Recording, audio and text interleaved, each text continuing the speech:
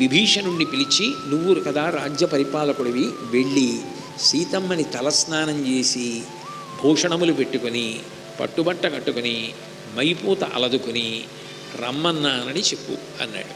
అంటే వెళ్ళి విభీషణుడు అదే మాట సీతమ్మకి చెప్పాడు.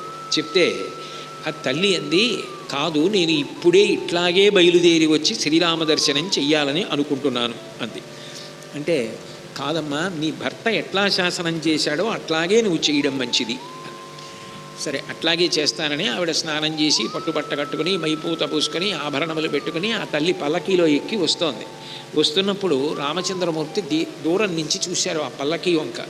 దీర్ఘముష్ణం వినిశ్వస్య జగదీమవలోకయన్.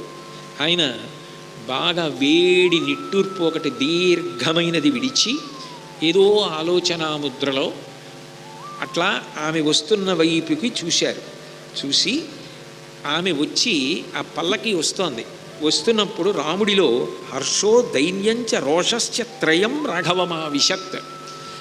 రాముడు చాలా సంతోషంగా ఉంటాడు అని సహజంగా మనం అనుకుంటాం.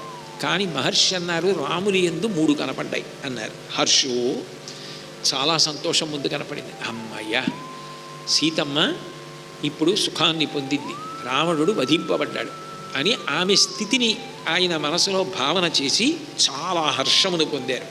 దైన్యంచ, ఆయన చాలా దైన్యాన్ని పొందారు, దీనత్వాన్ని పొందారు. రోషశ్చ త్రయం రాఘవమావిశత్.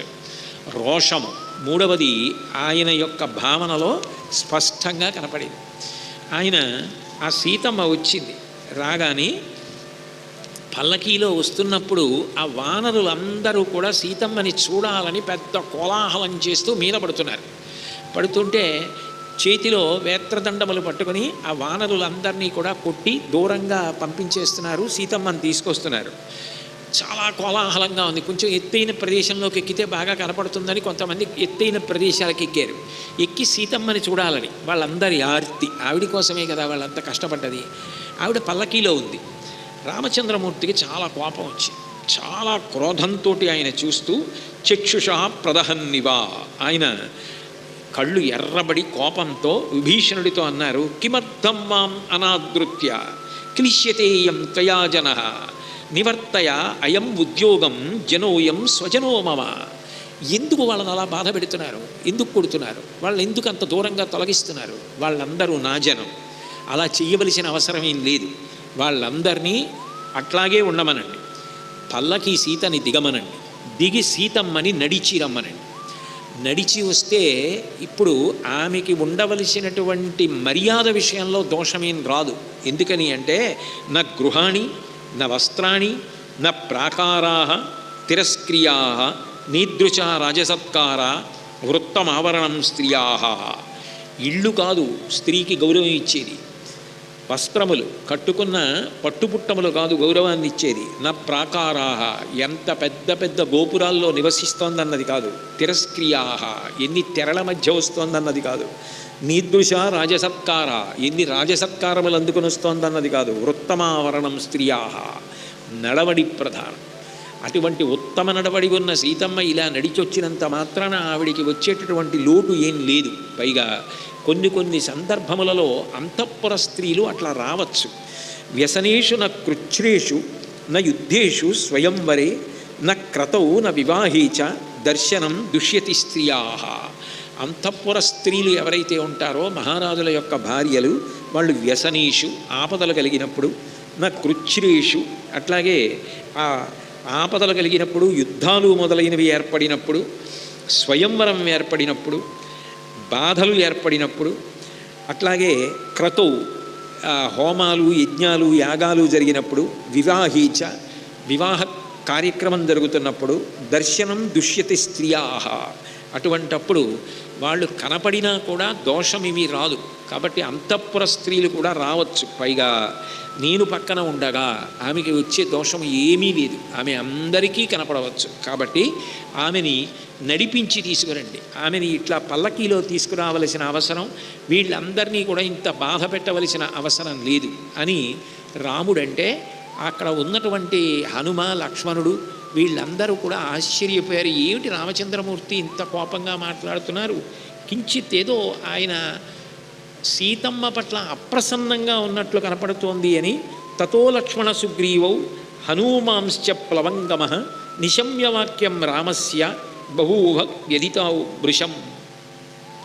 ఏదో సీతమ్మ పట్ల కినుక వహించినట్టు కనపడుతోంది, అంత ప్రేమ భావనతో ఉన్నట్టుగా కనపట్టలేదు. ఎందుకు ఇట్లా ఉన్నారు అనుకున్నారు. వచ్చినటువంటి సీతమ్మ మాత్రం రాముడి దగ్గరికి వచ్చి విస్మయాచ్చ ప్రహర్షాచ్చ స్నేహాచ్చ పతిదేవత ఉదైక్షత ముఖం భర్తు సౌమ్యం సౌమ్యతరాననా. ఆ తల్లి ఆర్యపుత్ర అని వలవలా ఏడ్చేసి చాలా సంతోషంతో విస్మయంతో ప్రేమతోటి భర్త యొక్క ముఖాన్ని చూసింది. చూసి ఆమె ఆనందిస్తోంది. ఆనందిస్తున్న సమయంలో రాముడు మాట్లాడడానికి ఉద్యుక్తుడవుతున్నాడు. కానీ ఆయన ముఖం కించిత్ అప్రసన్నంగా ఉంది. ఇత పూర్వమే మహర్షి చెప్పారు కదా, కొంత దైన్యంతో ఉన్నారు. ఆయనలో ఎక్కడో కోపం కనపడుతోంది. ఇన్ని భావములు ముప్పిరి కొనగా ఆయన మాట్లాడడానికి సిద్ధపడుతున్నారు. నేను ఇక్కడ మీతో ఒక విషయాన్ని ప్రస్తావన చెయ్యకుండా నేను అమ్మవారితో రామచంద్రమూర్తి మాట్లాడిన మాటల్ని ప్రస్తావన చేస్తే మీరు వేరు వేరు అభిప్రాయాల్ని బలపరుచుకునే అవకాశం కానీ ఏర్పరచుకునే అవకాశం కానీ ఉంటుంది. కాబట్టి నేను మీతో 2 విషయాలు ప్రస్తావన చేస్తాను. రాముడు చాలా భయపడేది దేనికి అంటే లోకోపవాదానికి భయపడుతున్నాడు. లోకోపవాదము అన్న మాటకు అర్థం ఏమిటంటే ఈ లోకము తీరు ఒకలా ఉండదు. ఎవరు ఎంత త్యాగమూర్తులు, ఎవరు ఎంత అమృతత్వం కలిగిన వాళ్ళు, ఎంత పాతివ్రత్యంతో ఆవిడ ఎంత కష్టపడింది, ఎంత రామధ్యానపరాయణ అయ్యింది అన్న విషయంలో రాముడికి శంక ఉంటే అసలు రాముడు రాడు. 100 యోజనముల సముద్రాన్ని దాటి రాడు. అసలు సీతమ్మని ఎందు చాలా అనుకూలముగా ఉన్నది. నియతాం అక్షతాం సీతాం రాఘవాయన్యవేదయత్ అన్నారు. అయ్యా ఆమె పరమ పవిత్రంగా ఉంది, నీ అందే మనసు పెట్టుకుని ఉంది అని హనుమ చెప్పగానే ఆమె నెల్లాళ్ళు బతుకుతుందేమో కానీ నేను క్షణకాలం కూడా బ్రతకలేను అని రాముడు చెప్పాడు. హనుమ చెప్పిన మాటలు పరిపూర్ణంగా విశ్వసించారు. తన పత్ని మీద ఆయనకి అంత నమ్మకం, అంత బాధపడ్డాడు, అంత శోకించాడు. ఆమె కొరకు 100 యోజనములు సేతువు కట్టాడు, ఇక్కడికి వచ్చాడు. ఆ భార్యాభర్తల ఒండులకి ఒకళ్ళ మీద ఉన్న ప్రేమ ఒకళ్ళకి తెలుసు. కానీ వాళ్ళతో ఉన్న పెద్ద ఇబ్బంది ఏమిటంటే వాళ్ళ జీవితం ఏదో ఆ తర్వాత వెళ్ళిపోయి ఒక మారుమూల గ్రామంలోనో పట్టణంలోనో వాళ్ళ మానాన వాళ్ళు బతికేటటువంటి ఒక చిన్న జీవితం కాదు. ఎందుకనంటే సీతారాముల జీవితం గురించి దేవతల దగ్గర నుంచి సామాన్యమైన నరుడి వరకు పరిశీలిస్తున్నాడు. ఇంతమంది పరిశీలించేటప్పుడు ఏమవుతుందంటే వాళ్ళ యొక్క మంచితనం కానీ వాళ్ళ త్యాగం కానీ రాముడి జీవితంలో ఎంత కష్టపడ్డాడన్నది కానీ ఎవరికీ అక్కర్లేదు. మీరు ఆలోచించండి, రాముడు నిజానికి అయోధ్యానగరంలో ఉండగా పెళ్ళయిన తర్వాత సీతమ్మతో బయలుదేరి వచ్చేసాడు. వచ్చేసిన తర్వాత 14 ఏళ్ళు బ్రహ్మచర్యంలో ఉన్నాడు.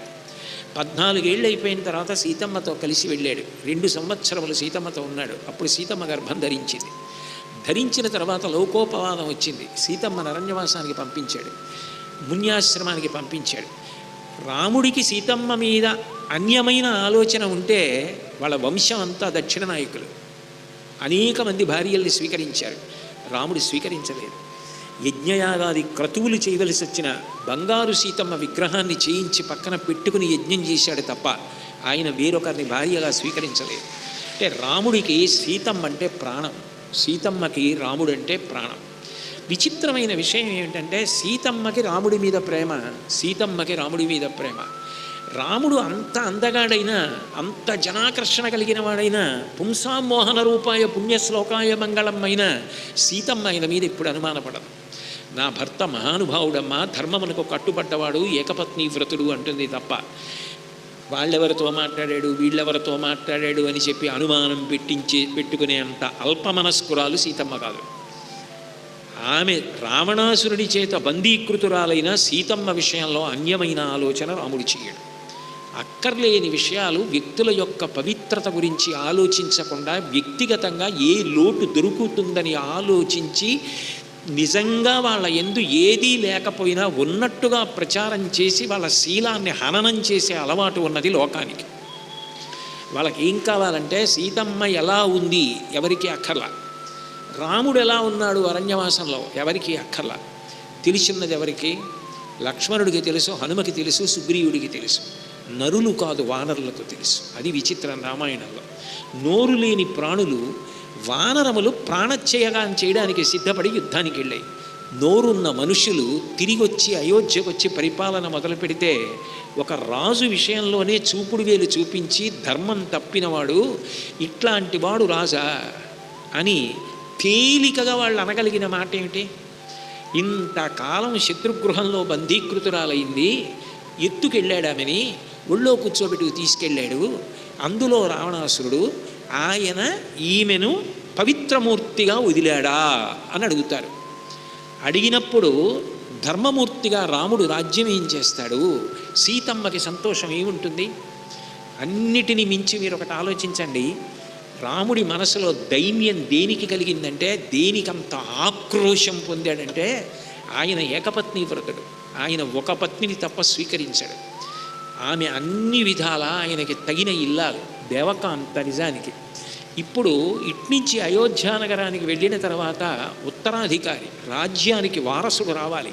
ఎవరి కొడుకు రాజ్యానికి వారసుడు? రాముడి కొడుకు వారసుడు. వారసుడు ఎవరి వలన వస్తాడు? సీతమ్మ వలన రావాలి. సీతమ్మ గర్భం ధరించిన తరువాత ఎంత సంతోషంగా ఉండాలి. ఆవిడ ఎంత పిచ్చి ప్రేమ కలిగిన తల్లి అంటే, ఆవిడకి భర్త తప్ప ప్రపంచం అక్కర్లేదు. ఆవిడ అరణ్యవాసానికి వెళ్ళిపోతూ నాకు రాముడు తప్ప ఏం అక్కర్లేదని ఏడ్చి వెళ్ళిపోయింది. బాలేన రమతే సీత బాలచంద్ర నిభానన రామా రామే హెదీనాత్మ విజనేపి వనేసతి అన్నాడు సుమంత్రుడు. ఒక చిన్న పిల్ల తల్లిదండ్రులు అక్కడ కూర్చుంటే ఎలా ఆడుకుంటుందో అట్లా ఆడుకుంది. అంత సంతోషంగా గడిపింది రాముడు ఉంటే. అటువంటి తల్లి గర్భం ధరించిన తరువాత జనకుడు ఇంటికి వెళ్ళిపో, పుట్టింటికి, నీకు మొదటి గర్భం కాబట్టి అంటే ఆమె వెళ్ళదు. ఇంతకాలం రామ మీకు దూరంగా ఉన్నాను, నేను మిమ్మల్ని చూడకుండా ఉండలేను, నాకు మీరే కావాలంటాడు. పోనీ అత్తలు పంపిస్తారా? కౌసల్యకి, సుమిత్రకి, కైకేయికి ప్రాణం కోడలంటే. మిగిలిన వాళ్ళు స్వయంగా చెల్లెళ్ళు, తోడి కోడళ్ళు. ఇన్ని కష్టాలు పడి వచ్చిందని గుండెల్లో పెట్టుకు చూసుకుంటారు. కానీ లోకం ఒకలా ఉంటుందా? ఎవరో ఎక్కడో మొదలు పెడతాడు. ఇన్నాళ్ళు లంకలో ఉండొచ్చింది అని మిగిలినది రాస పదవి గురించి, వారసత్వం గురించి ఎవరైనా నోరు జారారనుకోండి, అది కర్ణాకర్ణిగా సీతమ్మ చెవిన పడిందనుకోండి, ఆమె ఎంత వ్యధ చెందిపోతుంది. రాముడి ముఖం చూసినప్పుడు ఎంత బాధపడుతుంది, నా వల్ల ఈయనకి కళంకం వస్తోందని. ఆమెకి అదే పనిగా ఆఖరికి ఇద్దరు చిలికెత్తలు మాట్లాడుకుంటున్నారు అనుకోండి, ఆ పక్కకి వెళ్ళి ఏమన్నా నా గురించి ఏమన్నా చెప్పుకుంటున్నారేమో అన్న సంశయం ఏర్పడిపోతుంది. ఆమె మనసు అంత క్లేశాన్ని పొందేస్తోంది అనుకోండి, అంత బాధపడిపోతుంది అనుకోండి, లోపల పెరుగుతున్నటువంటి పిండం ఎలా తేజవంతం అవుతుంది? రాముడి వంశం ఎట్లా రాముడికి తగిన వారసులు వస్తారు? వాళ్ళిద్దరూ ఏం తప్పు చేశారని ఇటువంటి శిక్ష అనుభవించాలి అసలు? అంటే దీనికి అంతటికీ కారణం ఏమిటంటే లోకానికి ఉన్న నోటి తీట. వాళ్ళకి అక్కర్లేని విషయాలు లేవు. ఏం కావాలంటే మంచి సముద్రం అంతున్న అవంతా వదిలిపెట్టి వ్యక్తిగత జీవితాలలోకి ప్రవేశించి వెతకడం, అక్కర్లేని విషయాల్ని సత్యాలులా ప్రచారం చెయ్యడం, వదంతులు వ్యాప్తి చేయడం, మనుష్యుల యొక్క మనసులతోటి జీవితాలతోటి ఆడుకోవడం, ఇది లోకానికి ఉన్న అలవాటు. రేపు ఇక్కడి నుంచి వెళ్ళాక పట్టాభిషేకం జరుగుతుంది. పట్టాభిషేకంలో పక్కన సీతమ్మ కూర్చుంటుంది. అందరూ ఒక్కలా ఉంటారా? ఎవడి నోటికొచ్చింది వాడు మాట్లాడితే, రాజారాముడిగా నేనేం ధర్మం నిలబెట్టను, ఆయనకి ఏమర్హత ఉందిరా ధర్మం గురించి, పెళ్ళం కోసం అని చెప్పి వెర్రెక్కిపోయి రావణాసురుడు ఎత్తుకుపోయి అన్ని నెలలు బందీకృతురాల్ని చేసిన దాన్ని తెచ్చుకుని మళ్ళీ భార్యగా ఏలుకున్న చపలుడు అంటే ఎంతమంది దగ్గరికి వెళ్ళి నా మంచితనం చెప్పుకోను, ఎంతమందికి నా భార్య గురించి చెప్పుకోను, చెప్పినా అది ఆమెకి ఆత్మహత్య సదృశం అవదా? ఇది ఆయన దైన్యం. 10 తలల రావణుణ్ణి చంపేయగలిగాడేమో కానీ నోరున్న మనుషులు రేపు వేసేటటువంటి అపనింద గురించి మాత్రం ఆయన బెంగపెట్టుకున్నాడు. బహుశా అప్పటి నుంచి ఇప్పటికీ రామాయణం మీద అదే అపవాదం. అక్కర్లేని విషయాలు దాని గురించి ఎన్ని మాట్లాడతారో. ఎవరికి కావాలి సీతారాముల అనురాగం, ఎవరికి కావాలి సీతారాముల అన్యోన్యత, ఎవరికి కావాలి? వాళ్ళిద్దరి మధ్య ఉన్న ప్రేమ, వాళ్ళ పవిత్రత, వాళ్ళ త్యాగం, వాళ్ళు పడ్డ కష్టం ఎవరికి కావాలి? ఆయన ఎంత భయపడ్డాడో అంత పని జరిగింది. ఆమె గర్భిణి అయి ఉండగా లోకంలో వదంతు బయలుదేరింది. ఏ మాట అనకూడదో ఆ మాట రాముడిని అన్నారు.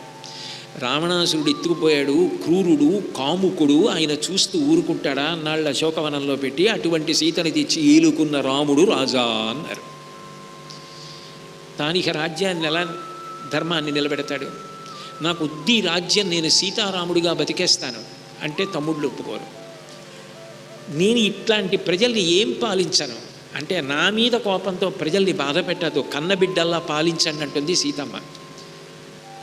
ఆఖరికి మనసు రాయి చేసుకుని భార్య మీద అంత ప్రేమ ఉన్నా దూరంగా పెట్టి 10,000 సంవత్సరములు రాజ్యము చేసిన త్యాగమూర్తి రామచంద్రుడు. రామరాజ్యం అంటే ఎలా ఉంటుందో అలాగే నింద వేసిన ప్రజల్ని కంటికి రెప్పలా కాపాడుకున్నాడు. సీతమ్మ ఒక్క మాట ప్రజలను అనలేదు. తన కడుపున పుట్టిన లవకుశులెంతో ప్రజలు అంతే, అట్లాగే చూసింది. కానీ ఆనాటి నుంచి ఈనాటికి కూడా ఇన్నిన్ని మాటలు రాముడి గురించి అంతే, సీతమ్మ గురించి అంతే. ఎవరి నోటికొచ్చిన వాళ్ళు అంటూనే ఉంటారు. యుగాలు మారిపోయినా రాముడు ఆనాడు భయపడ్డాడు అంటే ఎందుకు భయపడడు? తన బాధ తనది.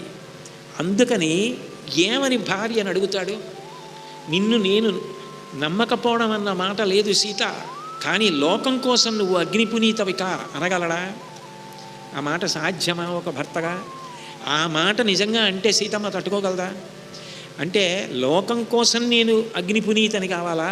మీ నమ్మకం నాకు ప్రధానం, మీకుందా అని ఆవిడ అడిగితే రాముడు ఏమని జవాబు చెప్పాలి? ఎంత సంకట స్థితిలో ఉన్నాడు. రావణుణ్ణి చంపడం తేలికైంది, లోకానికి భయపడడం ఎక్కువైంది. ఎందుకంటే ఒక రావణుణ్ణి చంపేయచ్చు, లోకాన్ని ఏం చేస్తాడు? ఎందుకంటే నోరు అన్నది ఒకటి ఇచ్చాడుగా ఆయనే లోకానికి. ఆ లోకానికి అది అలవాటు కదా.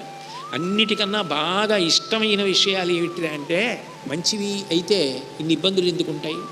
సముద్రం అంత వాంగ్మయం ఉంది, అన్ని శ్లోకాలు ఉన్నాయి, అన్ని పద్యాలు ఉన్నాయి, అవన్నీ అక్కర్లేదు. ఇలా పట్టుకుని అక్కర్లేనివన్నీ చూసి రకరకాలవన్నీ పెట్టడంలో ఎంత ఉత్సాహమో. ఆనాటి నుంచి ఈనాటికి అది వృద్ధి పొందుతోంది తప్ప ఎక్కడ తగ్గుతోంది? రాముడు బాధపడ్డాడంటే, రాముడు జాగ్రత్త పడ్డాడంటే సీతమ్మ కోసం పడ్డాడు. సీతమ్మకు అది అర్థమైంది కాబట్టి రాముడికి ప్రదక్షిణం చేసి అగ్ని ప్రవేశం చేసేది. లేకపోతే చీదుర్మార్గుడు నువ్వేం మొగుడి విరాన అగ్ని ప్రవేశం చేయాలి. వాళ్ళిద్దరు బాగానే ఉన్నారు, అక్కర్లేని తీర్పులు లోకానికి బయలుదేరాయి. అప్పటి నుంచి ఇప్పటికీ అంతే. దాన్ని మీరు ఎన్ని ఉపన్యాసాలు చెప్పండి, ఎన్ని మాటలు రామాయణం చెప్పండి, అయా శ్లోకాలు చదవండి అని చెప్పండి, అసలు అందులో ఉన్న దైవీ ప్రక్రియ చెప్పండి, ఏం చెప్పినా వాళ్ళకి అర్థం కాదు. రెండో విషయం, సీతమ్మ తల్లి వైపు నుంచి అక్కడ ఒక విశేషం ఉంది. అందుకు మహర్షి దాన్ని సీతాయాశ్చరితం మహత్ అన్నారు. సీతమ్మ తల్లి సామాన్య నరకాంత కాదు, మాయామానుష రూపిణి. ఆమెయే లంకాపట్టణానికి వెళ్ళింది కాబట్టి రావణుడు మరణించడానికి కావలసినంత పాపం మూట కట్టించింది. నిజంగా తెలిసో తెలియకో రావణుడు ఆమెని ముట్టుకున్నాడు అనుకోండి, కాలిపోతాడు. ఆమె కాలకుండా ఆపడం సాధ్యం కాదు, కాల్చకుండా ఆపలేదు. ఎందుకంటే ఆవిడ్ని కాముక భావనతో ముట్టుకుని ఇంకా బతకడమే. అదే హనుమకు అనుమానం వచ్చింది. నతదగ్ని శిఖా కుర్యాత్ సంస్పృష్టామిహ పాణిన జనకస్యాత్మజా కుర్యాత్ యత్క్రోధ కలుషీకృత. ఆమె మనసు కలుషితం కాలేదు, లేకపోతే ఈ పాటికి కాలిపోవాలి వాడన్నారు. ఒళ్ళో కూర్చోపెట్టుకున్నా, జుట్టు పట్టుకున్నా, తీసుకెళ్ళినా, ఆమెని అంత ఏడిపించినా వాడు బ్రతికున్నాడంటే రాముడు వెళ్ళి ఆయన్ని వధించాలి. పైగా ఆ తర్వాత వెంకటేశ్వరావతారం రావాలి కలియుగంలో. కలియుగంలో వెంకటేశ్వరావతారం వచ్చినప్పుడు వెంకటేశ్వరావతారానికి ఉండేటటువంటి ప్రధాన లక్ష్యాలలో ఒకటి పద్మావతి పరిణయం. అందుకని చెప్పి సీతమ్మ అగ్నిహోత్రుడి దగ్గరికి వెళ్ళిపోయింది. సీతమ్మ యొక్క ఛాయ, అదే అమ్మవారి యొక్క అంశలో ఛాయా సీతగా వేదవతి అగ్నిహోత్రుడి దగ్గర, సీతమ్మ అగ్నిహోత్రుడి దగ్గర వేదవతి స్వరూపం ఛాయాస్వరూపంగా సీతగా లంకకి వెళ్ళింది. ఇప్పుడు సీత, ఈ ఛాయా సీత అగ్నిహోత్రుడి దగ్గరికి వెళ్ళిపోవాలి, అసలు సీత బయటకు వచ్చి రాముడి పక్కకి వెళ్ళిపోవాలి. వెళ్ళిపోవాలంటే, అగ్ని ప్రవేశం జరగాలంటే రాముడు తనంత తాను తన నోటితో ఆ మాట అనలేడు. ఆవిడ యాదేవి సర్వభూతేషు బుద్ధిరూపేణ సంస్థిత, రాముని బుద్ధిని ప్రచోదనం చేయాలి. ఇంతమంది వానరుల మధ్యలోనే ఇంత మంచి వాళ్ళు వీళ్ళు, ప్రాణాలొడ్డిన వాళ్ళే సీతమ్మని చూడాలని ఇలా ఎగబడుతున్నారే, రేపు తిరిగి వెళ్ళిన తర్వాత సీతమ్మని చూసి ఎగబడిన వాళ్ళు పవిత్రంగానే చూస్తారా, ఏ మాట అంటారో అన్న అనుమానం వచ్చి కొంచెం నిష్ఠూరంగా మాట్లాడాలి. అది కానీ అది రాముడి ప్రేమని దాటి వెళ్ళడానికి వీల్లేదు కాబట్టి సీతమ్మని రక్షించుకోవడానికి లోకాపవాదానికి భయపడడం దగ్గరే ఆగిపోవాలి తప్ప అంతకన్నా దాటదు. కానీ అప్పుడు సీతమ్మ అగ్నిహోత్రంలోకి వెళ్ళి, తాను ఛాయాసీత కాబట్టి ఛాయాసీత పెడుతుంది, అసలు సీత రాముడి పక్కకు వచ్చేస్తుంది. లేకపోతే రావణుడు ఎప్పుడో చచ్చిపోతాడు. అందుకని ఇప్పుడు రావణుడిని ఉంచి రాముడి చేత సంహరింపజేయాలి, రామాయణ కావ్యం నడవాలి. కాబట్టి నరకాంతగా పతివ్రతా స్వరూపంలో నడవడం అన్నది సాధ్యం అవ్వాలంటే అంతకన్నా మార్గం లేదు. అందుకనే మీరు గమనిస్తే త్యాగరాజస్వామి ఓ కీర్తన చేశారు. అందులో మాజానకి చటాపట్టగా మహారాజు వైతివి అనో కీర్తన ఉంటుంది. అంత త్యాగరాజస్వామి రాముడి దగ్గరికి వెళ్ళి కూర్చుని, రామా నువ్వు పెద్ద మహారాజు అయ్యావు లేవాయ్, ఈవిడు గొప్ప, మా జానకి చేయి పట్టుకున్నావు కాబట్టి ఇంతవాడివయ్యావు అంటూ అందులో పురాణాలలో ఉన్నటువంటి పరమసత్యమైన ఒక విషయాన్ని కలిపారు. కలుపుతూ రాజరాజవర రాజీవాక్ష విను, రావణారీయను రాజిల్లు కీర్తియు, నీకు రావణుడి శత్రువన్న కీర్తి వచ్చిందంటే మా అమ్మ వల్లే. ఆవిడ ఏం చేసింది, కానకేగి నీతో అరణ్యవాసానికి వచ్చి ఆజ్ఞమీరక, నువ్వు ఇక్కడే ఉండన్నావు కదూ, అక్కడే ఉండిపోయింది పర్ణశాలలో. మరి ఎలా ఇప్పుడు రావణుడు వచ్చి అపహరిస్తే ముట్టుకోగానే చచ్చిపోతాడు. అందుకని ఛాయాస్వరూపాన్ని అక్కడుంచి తాను అగ్నిహోత్రంలోకి వెళ్ళింది, నువ్వు వెళ్ళి రావణ వధ చెయ్యాలని. ఎందుకనంటే జై విజయుల్ని నువ్వు చంపాలి, అక్కడ శాపం ఉంది. నీ ప్రతిష్ట కోసం ఏం చేసిందంటే తాను ఛాయాస్వరూపాన్ని పొందింది. మాయాకారమునిచి సిఖి చెంతని ఉండి, సిఖి అంటే అగ్నిహోత్రం, అగ్నిహోత్రం దగ్గర ఆవిడ ఉండి మాయారూపమున మాయాకారమునిచి, ఇక్కడేమో మాయాసీతమ్మని తన స్వరూపాన్నే తేజస్సు తక్కువతో ఛాయాస్వరూపం చేసి రావణుడు అపహరించేటట్టు చేసి చివర మళ్ళీ అగ్నిలోకి ఛాయాసీత వస్తే అసలు సీత రాముడి పక్కకెళ్ళి కథ నడిపించిన మా అమ్మ లేకుండా రామాని అవతార ప్రయోజనం ఎలా చెల్లిందని అడిగారు త్యాగరాజస్వామి. అందుకని సీతాయాశ్చరితం మహత్, ఇది నడవాలి, దైవీ కార్యం నడవాలి, లోకోపవాదం రాకుండా ఉండాలి. లోకానికి ఉన్న సహజమైన బలహీనత ఎంత దారుణంగా ఉంటుందో తెలియాలి. కనీసం రామాయణం చదువుకుంటే ఇతరుల వ్యక్తిగత విషయాల గురించి తొందరపడి మనం మాట్లాడి వాళ్ళు కష్టపడి సంపాదించుకున్న కీర్తి పాడు చేయకూడదు. మనం అలా మాట్లాడకూడదు చౌకబారుతనంగా, అది మన మనుష్యత్వానికే దోషం అని తెలుసుకోగలగాలి. లేకపోతే నరుడిగా రాముడు వచ్చి ప్రయోజనం ఏమిటి? అందుకని రామ కథ అలా తిరిగింది. అందుకని సీతమ్మ రాగానే ఆ సీతమ్మ సంతోషించింది. రాముడు అన్నాడు, నిన్ను దుష్టరాక్షసుడు అపహరించాడు, ఒక పరాక్రమశాలి ఎటువంటి పౌరుషాన్ని చూపించాలో నేను అటువంటి పౌరుషాన్ని చూపించాను. అద్యమే పౌరుషం దృష్టం అద్యమే సఫల శ్రమ అద్య తీర్ణ ప్రతిజ్ఞత్వాత్ ప్రభావ మిహచాత్మన. నేను ఏ ప్రతిజ్ఞ చేశానో ఆ ప్రతిజ్ఞని నెరవేర్చుకున్నాను. నా అవమానాన్నంతటినీ పోగొట్టుకున్నాను, శత్రువుని పడగొట్టాను. ఆ పైన నాతో పాటుగా ఇంతమంది స్నేహితులు, ఈ మిత్రులు, వానరులు, సుగ్రీవుడు, హనుమ, విభీషణుడు, వీళ్ళందరూ నాకు ఉపకారం చేశారు. వీళ్ళందరికీ నేను చెయ్యవలసినటువంటి ప్రత్యుపకారం కూడా నేను చెయ్యాలి. అందుకే లంకాపట్టణాన్ని విభీషణుడికి ఇచ్చి పట్టాభిషేకం చేశాను. సముద్రాన్నంతటినీ దాటగలిగాను అంటే ఈ మిత్రులందరి వల్లే. ఇంతమందితో కలిసి నేను యుద్ధం చేసినందుకు నా ప్రధాన ప్రయోజనం పూర్తయిపోయింది, రావణవధ అయిపోయింది అన్నాడు. ఇదేమిటి ఇలా అంటున్నారు, నిన్ను పొందాను అనాలి కదా, ఆ మాట అంటలేదే. ఇది సీతమ్మలో కంగారు పుట్టించింది. ఇత్యేవం బ్రువతస్తస్య సీతారామస్య తద్వచ మృగీవోత్ఫుల్లనయన బభూవాశ్రుపరిప్లుత. ఆమె కందుల వెంట పద్మముల వెంట నీరు కారినట్టు, లేడి కందుల వెంట నీరు కారినట్టు నీరు కారింది. ఇదేంటి నా ప్రస్తావన లేదు? ఎంతసేపు మిత్రులు సహకరించారు, రావణవధ పూర్తయింది, భార్యనెత్తుకుపోతే ఏమీ చేయలేకపోయాడన్న కళంకం లేకుండా నేను అపవాదు తొలగించుకున్నానంటున్నారే అని. పశ్యతస్తాంతు రామస్య సమీపే హృదయప్రియాం జనవాద భయాద్రాజ్ఞో బభూవ. ఆయన బభూవ హృదయం విధా. రాముడి యొక్క విషయం ఎలా ఉంది? సీతమ్మని చూశారు, ఆవిడంటే ప్రాణం ఆయనకి. ఆయనకి ఉత్తర క్షణం ఆమెని కౌగిలించేసుకోవాలని, ఆమెని సేద తీర్చాలని ఉంది. కానీ జనవాద భయాద్రాజ్ఞో బభూవ హృదయం విధా.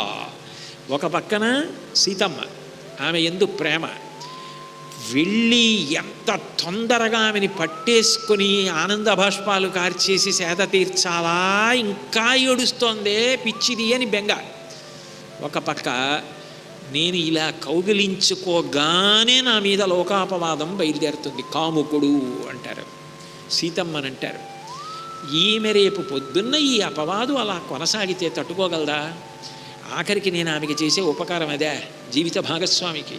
ఈమెకి కళంకం రాకూడదు. అందుకని రెండిటి మధ్య రాముడు నలిగిపోయి ఆయన ఏం చేయాలో తెలియక కోపం ఉన్నవాడిలా నటిస్తూ రాక్షసులందరినీ ఒకప్పుడు అగస్త్య మహర్షి దక్షిణ దిక్కు నుంచి సరిమీశారు. అట్లాగే నేను కూడా రాక్షసులందరినీ కూడా పరిమార్చాను.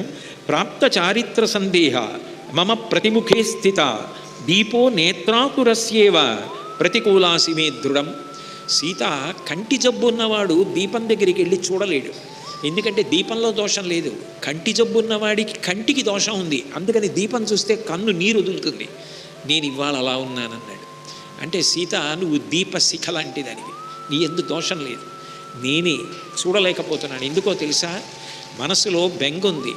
నేను నిన్ను ప్రేమతో ఆలింగనం చేసుకుని అయోధ్యకి తీసుకెడితే చటుక్కుని లోకులందరూ ఏం మాట్లాడతారో, ఆ తర్వాత నువ్వు ఏం బాధపడతావో, నేనేం బాధపడవలసి వస్తుందో, అది మన ఇద్దరం ఒకరితో ఒకరం మాట్లాడుకుంటే ఏకాంత సమయంలో నిన్ను ఇలా అంటున్నారండి నన్ను అని నువ్వన్నా, సీత నన్ను ఇంత కాముకుడు అంటున్నారు అని నేనన్నా, నువ్వెంత బాధపడతావో నేనెంత బాధపడతాను. నేను బాధపడతానని నువ్వు మాట్లాడవు, నువ్వు బాధపడతావని నేను మాట్లాడను. మన ఇద్దరం ఏమీ మాట్లాడం, ఎవరి మనసులో వాళ్ళమే అగ్నిహోత్రాన్ని భరిస్తాం. కానీ ఇది మాత్రం లోకానికి ఉత్సవం, వాళ్ళు మాత్రం ఇంకా ఇంకా మాట్లాడతారు. అప్పుడు మన బ్రతుకులు ఎంత సంక్లిష్టమైపోతాయి, ఏ తప్పు చేశామని మనం. అది రాముడి బాధ. లోకం నమ్మేటట్టుగా నిన్ను తీసుకెళ్ళగలనా, నేను లోకం నోరెత్తకుండా తీసుకెళ్ళగలనా? అంత ప్రయత్నం చేశాడు, ఆగిందా? అందుకేనేమో బహుశా రామావతారంలో రాముడు నరులకు చిరంజీవిత్వం ఇవ్వాల, 5 వానరులకు ఇచ్చాడు చిరంజీవిత్వం. కాబట్టి ఏతాదశ దిశో భద్రే కార్యమస్తి నమే త్వయా. నేను కఠినమైన మాటే మాట్లాడుతున్నాను. నీకు ఎటువైపుకి వెళ్ళిపోవాలనిపిస్తే సీత అటువైపుకి వెళ్ళిపో. నాస్తిమే తయ్యభిష్యంగో యథేష్టం గమ్యతామిత లక్ష్మణే భరతే వాప్తం కురు బుద్ధిం యథాసుఖం సుగ్రీవే వానరేంద్రేవ రాక్షసేంద్రే విభీషణే నివేశయ మనస్సీతే యథావా సుఖమాత్మనః. లక్ష్మణుడి దగ్గర ఉంటావా, భరతుడి దగ్గర ఉంటావా, విభీషణుడి దగ్గర ఉంటావా, లేకపోతే సుగ్రీవుడి దగ్గర ఉంటావా? సుహృత్తులైన వాళ్ళు వీళ్ళందరూ మంచివాళ్ళు, ఎవరి దగ్గర నువ్వు ఉన్నా నీ ఇష్టం, కాబట్టి నువ్వు అట్లా వెళ్ళవచ్చు అన్నాడు. సీతమ్మ ఎనలేని బాధ పొందింది. అప్పుడు ఆమె ఎంత రోధిస్తుందో, ఎంత బాధపడుతుందో తెలియని వాడు కాడు. అది ఆయన బాధ. ఇంత నిష్కళంకాన్ని తెలిసిండి నేను ఈమెని బాధ పెడుతున్నానే లోకం కోసం, లేకపోతే ఇంకా బాధపడిపోతాం ఇద్దరం అని నా బెంగ. అది నేను ఏమని చెప్పను ఇంతమంది వానరుల మధ్యలో, ఏకాంతంలో అయినా నేను ఎలా చెప్పను ఈమెకి? ఇది ఆయన నలుగుడు, ఆమె నలుగుడు. కాబట్టి సీతమ్మంది సా అశ్రుతపూర్వం హి జనే మహతి మైథిలి శ్రుత్వా భర్తృవచో రూక్షం లజ్జయా వ్రీడితాభవత్. సిగ్గుతో తల ఉంచుకుని ఆమె అంది, మీకు తగినటువంటి రీతిలో మీరు మాట్లాడుతున్నారా? ఇంత పరుషమైన వచనములు ఎందుకు మాట్లాడుతున్నారు? నా పాతివ్రత్యం గురించి మీకు నమ్మకం లేదా? నా పాతివ్రత్యం మీద నేనే ఉట్టు పెట్టుకుని చెప్తున్నాను. నన్ను రావణాసురుడు అపహరించి తీసుకొచ్చాడు, ఒళ్ళో పెట్టుకుని తీసుకొచ్చాడు, నేనేదో కళంకితనైపోయాను అని ఎవరో అంటారని కదా మీరు అంటున్నది. నా మనసుని మీరు చూడండి, శరీరము నా ఆధీనంలో లేదు, బలవంతుడైన శత్రువుడు అపహరించాడు. అప్పుడు నేను హారామ హాలక్ష్మణ అంటూ ఉన్నాను. నా మనసంతా మీ అందే ఉన్నది, అది మీకు తెలియదా? రాముడికి ఖచ్చితంగా తెలుసు. లేకపోతే అంత దైన్యం ఎందుకు? నాకు కంటి జబ్బు వచ్చింది, నేను దీపాన్ని చూడలేకపోతున్న వాడిలా ఉన్నానండం ఎందుకు? లోకం రేపు నిన్నేం అనకూడదని సీత అన్న మాట యామని అంటాడు బేలతనంతో, అనలేకపోయాడు. కాబట్టి ఆవిడంది, మదధీనం తు ఎత్తన్మే హృదయం తయివర్తతే పరాధీనేషు గాత్రేషు కిం కరిష్యామ్యనీశ్వర. నన్ను ఏం చేయమంటావు? అప్పుడు నా మనసంతా నీ యందుంది, వాడు రాక్షసుడు, నన్ను అపహరించి తీసుకెళ్ళాడు, మిమ్మల్నే తలుచుకుంటూ వెళ్ళాను నేను. అబ్రవీ లక్షణం సీత దీనం ధ్యానపరం స్థితం చితాంమే కురు సౌమిత్రే వ్యసనస్యాస్య భేషజం మిథ్యోపఘాతోపహత నాహం జీవితముత్సహే. నాకిక బ్రతకాలని లేదు, రాముడు లేకుండా నేను బ్రతకలేను అని మీరు హనుమని పంపించారు కదా, హనుమ చూశారు కదా, హనుమ మీకు వచ్చి చెప్పారు కదా, నా పాతివ్రత్య మీద నమ్మకం లేకపోతే 100 యోజనముల సముద్రం మీద సేతువు కట్టి దేనికి వచ్చినట్టు? ఎందుకు యుద్ధం చేసినట్టు? ఎందుకు శ్రమపడినట్టు? ఎందుకు ఇంతమందిని కష్టపెట్టినట్టు? ఎందుకు రావణ సంహారం చేసినట్టు? నా మీద నమ్మకంతో కదా చేశారు. పరమసత్యం, అందులో అనుమానం లేదు. రాముడికి ఏమీ అనుమానం లేదు సీతమ్మ మీద. అనుమానం ఎవరి మీదైనా ఉంటే జనుల మీద. కాబట్టి వాళ్ళు అనకుండా ఉంటారేమో అని ఆమెని నువ్వు అగ్ని ప్రవేశం చెయ్యని ఆయన అనలేకపోయాడు. కానీ ఆమె పునీత అయి వస్తే ఏం అనకుండా ఉంటారు, ఆమె సంరక్షింపబడుతుంది, ఉత్తమ గర్భం ధరిస్తుంది అనుకున్నాడు. ఆఖరికి ఏమైంది? ఆమెకి మనశ్శాంతి కలగడానికి మున్యాశ్రమాలకి భార్యని పంపించుకోవాల్సి వచ్చింది. ఎంత త్యాగం చేయాలి? ఎవరి కోసం వచ్చాడు? మనుష్య జాతి ప్రతిష్టని నిలబెట్టడం కోసం వచ్చిన మహానుభావుడు మనుష్యుల వలననే చివరికి అంత నలగడం ఎంత దారుణమైన విషయం రామాయణంలో. కాబట్టి ఆమె లక్ష్మణుణ్ణి పిలిచి చితి పేర్చు, నేను అగ్ని ప్రవేశం చేస్తానంది. అధోముఖం తదారామం శనై కృత్వా ప్రదక్షిణం ఉపావర్తత వైదేహి దీప్యమానం హుతాశనం. తల ఉంచుకుని నిలబడ్డాడు రాముడు. ఎందుకని? సీతమ్మ మీద నమ్మకం లేక కాదు, ఇటువంటిది చేయించవలసి వస్తోంది భవిష్యత్తుని దృష్టిలో పెట్టుకునన్న బాధతో. సీతమ్మకి రాముడి మీద నిజంగా కోపం ఉంటే వెళ్ళి అగ్నిహోత్రంలో ప్రవేశించాలి. ప్రదక్షిణం చేసి రాముడికి నమస్కారం చేసి అగ్నిహోత్రానికి అందరికీ వినపడేటట్టుగా నమస్కారం చేసింది. ప్రణమ్య దేవతాభ్యశ్చ బ్రాహ్మణేభ్యశ్చ మైథిలి బద్ధాంజలి పుటాచేదం ఉవాచాగ్ని సమీపతః యథా మే హృదయం నిత్యం నాపసర్పతి రాఘవాత్ తథా లోకస్య సాక్షీ మాం సర్వతః పాతుపావకః యథా మాం శుద్ధచారిత్రాం దుష్టాం జానాతి రాఘవః యథా లోకస్య సాక్షీ మాం సర్వతః పాతుపావక. నా మనస్సు ఎప్పుడూ రాముని యందు ఉన్నదే నిజమైతే, త్రికరణ శుద్ధిగా నేను మనసు చేత కర్మ చేత వాక్కు చేత రాముణ్ణి మాత్రమే అనుసరించిన దాననైతే, రాముడు నా పట్ల అన్నట్టుగా నాకు నిజంగా ఏ దుష్ట స్వభావము ఉన్నదానను నేను కాకుండా మహాపతివ్రతనే అయి ఉంటే, కర్మణా వనసా వాచా యథా నాతి చరమ్యతాం, నేను పతివ్రతనై ఆయనను అతిక్రమించని దాననైతే, రాఘవం సర్వధర్మజ్ఞం తథా మాం పాతుపావకః, నేను అగ్నిపునీతనై అగ్నిహోత్రుడి చేత నా పాతివ్రత్యము నిరూపించుకొందునుగాక అని ఆ మేలిమి ఆభరణములతో పట్టు వస్త్రములతో ఉన్న తల్లి నమస్కరించి అగ్నికి ప్రదక్షిణం చేసి అగ్నిలోకి దూకేసింది. హాహాకారాలు రేగిపోయి. దురదృష్టం ఏమిటంటే అక్కడ ఉన్న వాళ్ళందరూ వానరులు. ఎవరున్నారు? నరులు ఎవరున్నారు? ఉన్న ఏ ఒక్కరో చూసినా ఎవరు నమ్ముతారు? లోకం ఎవరికి కావాలి? ఆవిడ త్యాగం ఎవరికి కావాలో ఆవిడ పాతివ్రత్యం. ఎన్ని మాటలు నేను నోరు కొట్టుకోను, ఈ ఘట్టం చెప్పినప్పుడల్లా ఇలాగే నోరు కొట్టుకుంటాను, 2 రాత్రులు నిద్ర పోగొట్టుకుంటాను, ఇటు దొల్లుతాను, రామాయణం గురించి ఆలోచిస్తాను, అంతకన్నా నేను చేయగలిగింది ఏముంది? కాబట్టి ఆమె అగ్నిహోత్రానికి నమస్కరించి అగ్నిలో ప్రవేశించింది. బంగారు కాంతి వంటి కలిగిన తల్లి ఆభరణాలతో అగ్ని ప్రవేశం చేస్తే అందరూ కూడా అక్కడున్న వాళ్ళు హాహాకారాలు చెందారు. వెంటనే దేవతలు బ్రహ్మగారితో కలిపి అందరూ బయలుదేరి వచ్చారు. వచ్చి రాముణ్ణి స్తోత్రం చేసి నువ్వు సాక్షాత్తుగా దిక్పాలుర్ని నియమించగలిగినటువంటి వాడివి, శత్రు సంహార దక్షుడైనటువంటి వాడివి, అటువంటి వాడివి సాక్షాత్తు లక్ష్మీస్వరూపిణి పరదేవత నిత్యానపాయిని నిన్ను విడిచిపెట్టని తల్లి, ఆమెని అగ్నిప్రవేశం చేయించావా రామా అని యక్షరాజు కుబేరుడు, పాపాత్ముల్ని శిక్షించే యముడు, సహస్రాక్షుడైన దేవేంద్రుడు, శత్రు సంహారదక్షుడైన వరుణుడు, వృషభధ్వజుడు, శంకరుడు, అట్లాగే బ్రహ్మవేత్తలలో శ్రేష్ఠుడు, సృష్టికర్త బ్రహ్మ, ఇలా అందరూ విమానాల మీద బయలుదేరి వచ్చేశారు. దేవతలందరూ అక్కడ నిలబడి, నాయనా నువ్వు ఇటువంటి పని చేస్తున్నావేమిటి, నువ్వు చేయడానికి వీల్లేదు, ఎందుకు అగ్నిప్రవేశం చేయించావు సీతమ్మని అని అడిగారు. కర్తా సర్వస్య లోకస్య శ్రేష్ఠో జ్ఞానవతాం వరహ ఉపేక్షసే కథం సీతాం పతంతీం హవ్యవాహనే. దేనికి ఆమెని అగ్నిప్రవేశం చేయించావని అంటే, ఋతధామా వసుపూర్వం వసూనాంతం ప్రజాపతి త్రయాణాంతం హి లోకానాం ఆదికర్త స్వయం ప్రభు రుద్రాణం అష్టమో రుద్ర సాధ్యానామపి పంచమ. నువ్వు సామాన్యుడైనటువంటి వాడివి కావు, నువ్వు ప్రజాపతులలో ప్రజాపతివి. అట్లాగే ఆ స్వయంభూలైనటువంటి రుద్రులలో 8వ వాడివైన మహాదేవుడివి, సాధ్యులలో వీర్యవంతుడివి, సూర్యచంద్రులు నీ నేత్రాలు, పరంతపుడివి, సాక్షాత్ శ్రీ మహావిష్ణువివి, నారాయణమూర్తివి. అటువంటి నువ్వు ఇటువంటి పని ఎందుకు చేశావు? ఎందుకు సీతమ్మ తల్లిని అగ్నిప్రవేశం చేయించావు? ఆమె మీద నీకు నమ్మకం లేకపోవడం ఏంటి? మహాపతివ్రత సాధ్వీ శిరోమణి అన్నారు. అంటే రాముడు అన్నాడు, ఆత్మానం మానుషం మన్యే రామం దశరథాత్మజం. మీరందరూ చెప్పినట్టు నేను విష్ణువని నేను అనుకోవట్లేదు. నేను దశరథ మహారాజు గారి కొడుకుని దాశరథిని అనుకుంటున్నాను. ఎందుకని ఆ మాట ఎందుకన్నాడంటే, రామావతారం వచ్చేటప్పుడు ప్రతిజ్ఞ చేశాడు. ఎవరి కోసం?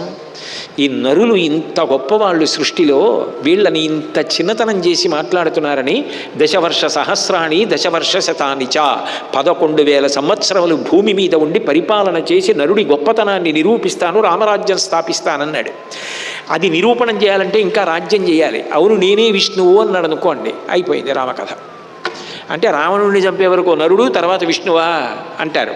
నేను నరుడిగా ఉండాలనుకుంటున్నాను, నరుడిగా పరిపాలన చెయ్యాలనుకుంటున్నాను. నరుడిగా నరుల్ని పరిపాలన చేయాలంటే నరులు నన్ను శంకించకుండా ఉండాలి. అందుకు అగ్నిప్రవేశం చేయించారు తప్ప నాకు సీతమ్మ మీద నమ్మకం లేక కాదు అని ఆయన తలకొట్టుకుని ఆయన బాధ అయింది. పాపం వాళ్ళందరూ కూడా ఆయన్ని అనేక నేత్రములు కలిగిన వాడివి, శిరస్సులు కలిగిన వాడివి, సాక్షాత్తు నువ్వు నారాయణుడివి, కనురెప్ప ముస్తే రాత్రి, కళ్ళు తెరిస్తే పగలవు, ఇంత గొప్పవాడివి, శ్రీవక్షమన్న పుట్టుమచ్చ కలిగినటువంటి వాడివి, కౌస్తుభమని ధరించేవాడివి, పరిపూర్ణావతారమైన అవతారములన్నీ కూడా నీవే. ఒకప్పుడు వామనమూర్తిగా వచ్చావు, భూమినంతటినీ 3 పాదములతో కొలిచావు. ఇన్ని మాటలు చెప్పినా నేను నరుడిగా ఉన్నాను, నరుడిగా ఈమెని పత్నిగా తీసుకుని పట్టాభిషేకం చేసుకుని నరుల్ని పరిపాలన చేసేటప్పుడు ధర్మమూర్తిగా నిలబడ్డం కోసం ఇది చెయ్యవలసి వచ్చిందని చెప్పాడు. అప్పుడు అగ్నిహోత్రుడు సీతమ్మని ఒళ్ళో కూర్చోబెట్టుకుని, ఏతరచ్యుత్వా శుభం వాక్యం పితామహ సమీరితం అంకేనాదాయ వైదేహీం ఉత్పపాత విభావసు. అగ్నిహోత్రుడు ఒళ్ళో సీతమ్మని కూర్చోబెట్టుకుని ఆయన అగ్నిహోత్రంలోంచి పైకి లేచాడు. ఆ సమిధలన్నీ కూడా పక్కకి తొలగించి, ఏషాతే రామ వైదేహి పాపమస్యాం న విద్యతే నైవ వాచ న మనస నానుధ్యాన్నాన్న చక్షుష సువృత్తావృత్త శౌండీర నత్వాం అతి చచారః విశుద్ధభావాం నిష్పాపాం ప్రతిగృహ్ణీశ్వరాఘవ నకించిదభిధావత్వం అహం ఆజ్ఞాపయామితే. ఈమె పరమ పవిత్రురాలయ, మనసు చేత, వాక్కు చేత, కర్మ చేత ఎన్నడూ నిన్ను అతిక్రమించలేదు, మహాసాధ్వి, కించిత్ పాపము ఆమె ఎందు లేదు. ఇటువంటి తల్లి ఈమెను నువ్వు పత్నిగా స్వీకరించవలసినదే, ఇది నా ఆజ్ఞ అన్నాడు అగ్నిహోత్రుడు. వెంటనే రాముడు చాలా బాధపడుతూ సీతమ్మ వంక తిరిగి, తత ప్రీతమనా రామ శ్రుత్తైతత్వతాం వరః దద్యౌ ముహూర్తం ధర్మాత్మ బాష్ప వ్యాకులలోచన. కళ్ళ నిండా నీళ్లు నిండిపోయాయిట. ఎందుకని? ఇంత గొప్పదని నాకు తెలీదా? అగ్నిహోత్రుడు వచ్చి చెప్తేనే నాకు తెలియాలా? ఎవరి కోసం చెప్పించవలసి వచ్చింది? ఇన్ని కష్టాలు రావణుడు పెట్టాడు, అగ్నిప్రవేశం నేను చేయించవలసి వచ్చింది. ఒకడు కాముకత్వంతో చేశాడు, నేను రేపు పరిపాలన చేసినప్పుడు ఆమెను ఎవ్వరూ ఏమీ అనకూడదన్న ప్రేమతో చేశాను కానీ అర్థమవుతుందా? ఇది పండుతుందా? ఎక్కడో బెంగ. అందుకని ఆయన కళ్ళు నీళ్లతో నిండిపోయి బాలిశః ఖలు కామాత్మ రామో దశరథాత్మజ ఇది వక్ష్యంతి మాం సంతో జానకీం అవిశోధ్యై. నాకు తెలుసు ఆమె మహాపవిత్రురాలు, ఆమెని శంకించవలసిన అవసరం లేదు. కానీ ఆమె పాతివ్రత్యాన్ని ఎందుకు నిరూపించాలనుకున్నానంటే, లోకోపవాదం రేపు రాకూడదన్నదొక్కటే నా బెంగ.